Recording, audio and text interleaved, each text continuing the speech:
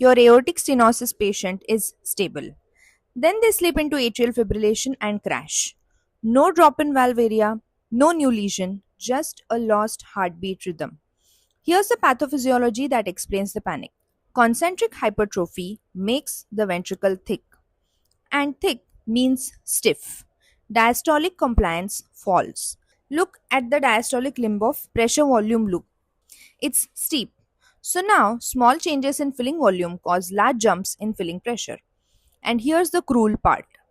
The prolonged isovolumic relaxation of hypertrophied ventricle eats into early rapid filling phase. The ventricle simply can't fill the easy way anymore. So who rescues filling?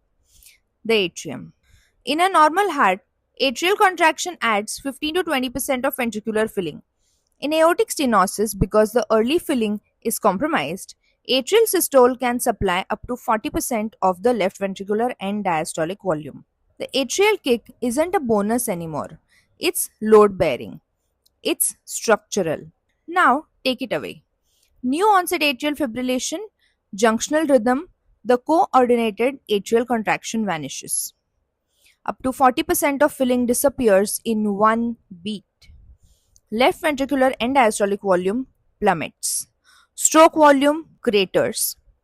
Across a fixed stenotic valve, the ventricle can't compensate. Cardiac output collapses.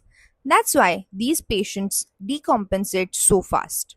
And why one Kaplan's treatment for junctional rhythm is literally volume infusion to flog the ventricle full. So, in aortic stenosis, protect sinus rhythm like your patient's life depends on it. Because mechanically, it does. I am Dr. Mugdha, and this is your physiology class where we master the normal so you can decode the abnormal.